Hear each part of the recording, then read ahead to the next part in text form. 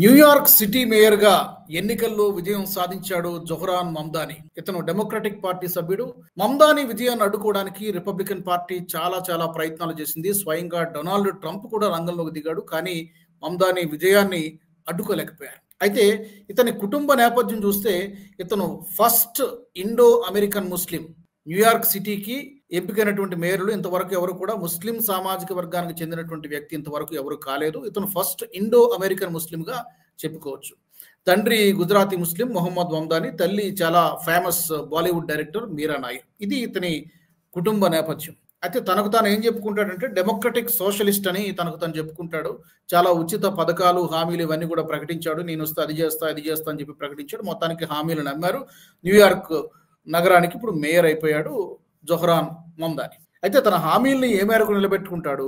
తనపై వచ్చినటువంటి విమర్శలు, రిపబ్లిక్ పార్టీ నుంచి వచ్చినటువంటి విమర్శలు కూడా, ఇతను గనక నగర మేయర్గా మారితే క్రైమ్ రేట్ పెరిగిపోతుంది, ఇతను లెఫ్టిస్ట్, పూర్తి లెఫ్ట్ ఐడియాలజీ, లెఫ్ట్ భావజాలం కలిగినటువంటి వ్యక్తి, అలాగే ఫెడరల్ నుంచి అంటే కేంద్రం నుంచి కూడా రావాల్సినటువంటి నిధులు కానీ సహాయ సహకారాలు ఏమీ కూడా ఇవ్వమంటూ ఒక దశలో డొనాల్డ్ ట్రంప్ కూడా ప్రకటించాడు. మరికొన్ని మీడియాలో ఇతను గెలవడానికంటే ముందే చాలా ఆర్టికల్స్ కూడా వచ్చేసినాయి.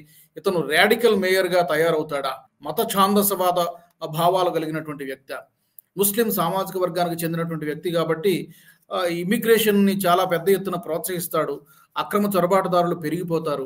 ఇలాంటి విమర్శలన్నీ కూడా చాలా రిపబ్లికన్ పార్టీ నుంచి వచ్చాయి. గతంలో ఇల్హాన్ ఒమర్ గురించి మనం చాలా చర్చా కార్యక్రమాల్లో మాట్లాడుకున్నాం. ఆమె కూడా ఎక్కడో ఇమిగ్రేషన్ వలస ఒక శరణార్థురాలిగా వచ్చి అక్కడ అమెరికన్ చట్టసభల్లో ప్రవేశించినటువంటి మహిళ ఇల్హాన్ ఒమర్. ఆమె కూడా రిపబ్లికన్ పార్టీ పాలసీస్ ని చాలా వ్యతిరేకిస్తుంది. ఆమెపై కూడా చాలా విమర్శలు ఉన్నాయి. ఇప్పుడు జొహ్రాన్ మమ్దానిపై కూడా అలాంటి విమర్శలే వస్తున్నాయి. మరి అతను రాడికల్ మేయర్ అవుతాడా, లేకపోతే అతనిపై వచ్చినటువంటి ఆరోపణల్ని తిప్పికొడతాడా? మరి మీరేమనుకుంటున్నారు? జొహ్రాన్ మమ్దాని విజయం, న్యూయార్క్ సిటీ మేయర్ గా ఎన్నికల్లో విజయం సాధించడం ఎలాంటి పరిణామం? కామెంట్స్ లో పెట్టండి. మరొక వీడియోలో కలుద్దాం.